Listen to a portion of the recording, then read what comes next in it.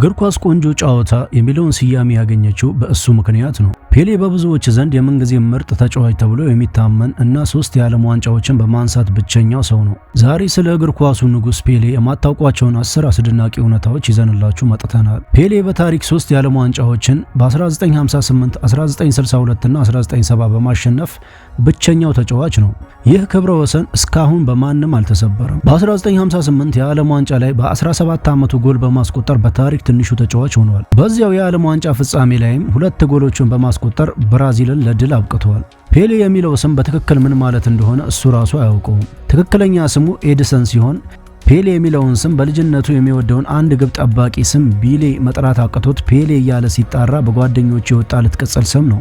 በ1969 ፔሌ ከክለቡ ሳንቶስ ጋር ወደ ናይጄሪያ ለወዳጅነት ጨዋታ በሄደበት ወቅት በሀገሪቱ የነበረው የእርስ በርስ ጦርነት ፔሌ ሲጫወት ለማየት ሲባል ለ48 ሰዓታት ተኩስ እንዲቆም ተደርጎ ነበር።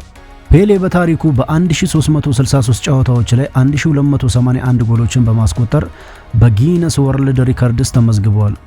ይህም በአማካኝ በእያንዳንዱ ጨዋታ 1 ጎል ያስቆጥር ነበር ማለት ነው። በ1960ዎቹ አውሮፓውያን ክለቦች ፔሌን ለመግዛት ከፍተኛ ገንዘብ ሲያቀርቡ የብራዚል መንግስት ፔሌ ወደ ውጭ ሀገር ሄዶ እንዳይጫወት የሀገር ብሔራዊ ሀብት ብሎ በሕግ አውጆ ነበር። ፔሌ አጥቂ ብቻ አልነበረም። አልፎ አልፎ ለክለቡ ሳንቶስ ግብ ጠባቂ ሆኖ ተጫውቷል። በ4 ጨዋታዎች ላይ ግብ ጠባቂ ሆኖ ገብቶ አንድም ጎል አልተቆጠረበትም። ፔሌ ከእግር ኳስ ውጪ በፊልም ስራዎች ተሳትፏል። በተለይ ስኬፕ ቱ ቪክቶር በተባለው ፊልም ላይ ከታዋቂው ሲልቬስተር ስታሎን ጋር አብሮ ተውኗል። በአንድ ወቅት ጨዋታ ሊጀምር ሲል ፔሌ ዳኛውን ቆይ ጫማዬን ልሰር ብሎ አስቆመው። ካሜሮቹ በሙሉ ወደ እሱ ጫማ እንዲዞሩ ያደረገ ይህ ዘዴ ለኩባንያው ትልቅ ማስታወቂያ ሆኖለታል።